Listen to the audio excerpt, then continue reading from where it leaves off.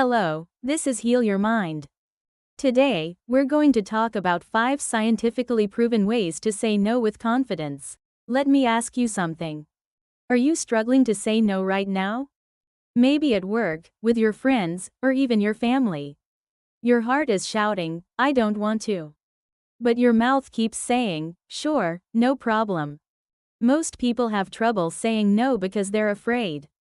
Afraid of hurting someone's feelings. Afraid of being seen as rude or selfish. Afraid that relationships might break. I completely understand that feeling. But here's what you need to remember. Saying no is not selfish. It's a skill that protects your time, energy, and identity. So today, we'll go over 5 practical and science-based strategies to help you say no with clarity and self-respect. Have you ever agreed to something instantly, only to regret it minutes later?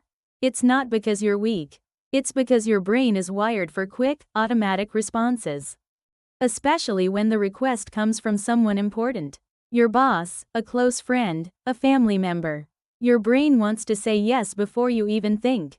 This is where your prefrontal cortex comes in. It's the part of your brain that helps with self-control and decision-making. Think of it as your brain's brake pedal. Stanford psychologist Walter Mischel, famous for the marshmallow experiment, showed that self-control can be learned and trained. And this also applies to learning how to say no. Here's what you can do. Pause. Just 2 seconds.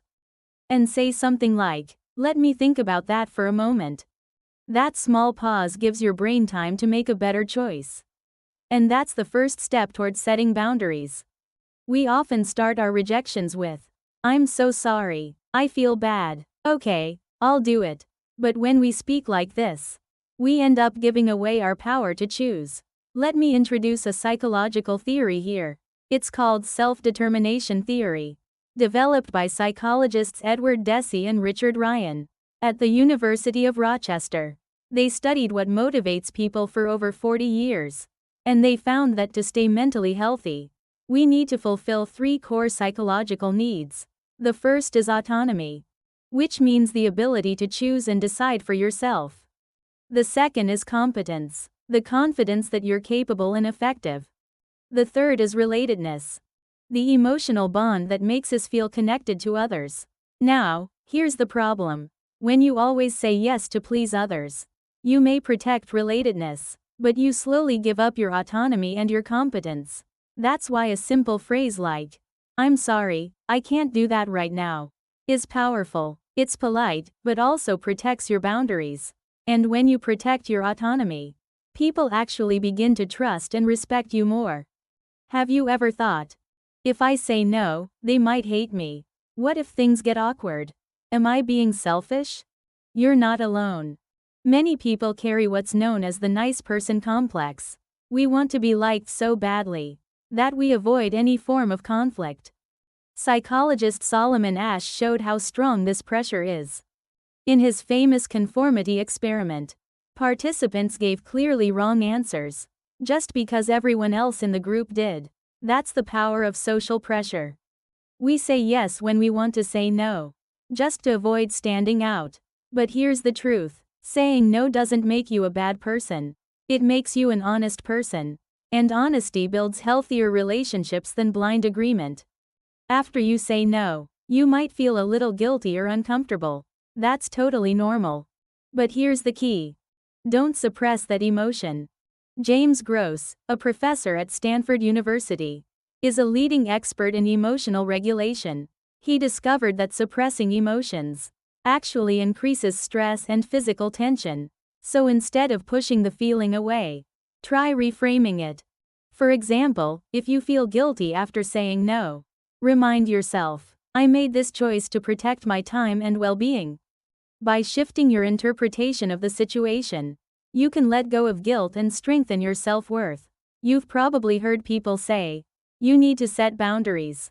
But what does that really mean? Setting boundaries means knowing what you are responsible for and what others are responsible for.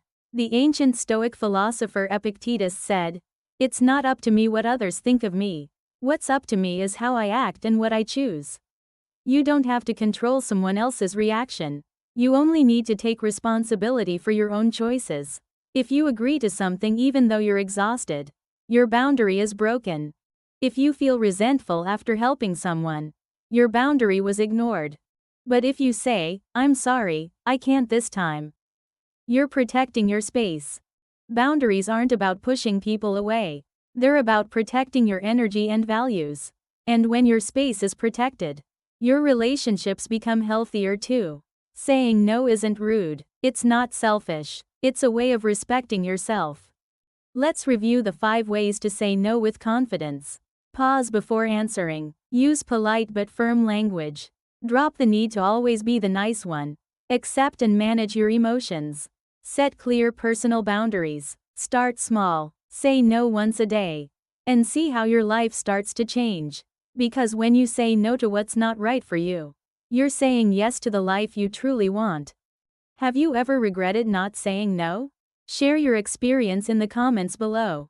And if this content helped you, please like and subscribe for more healing and mind-strengthening videos. We're all learning to say no, one step at a time.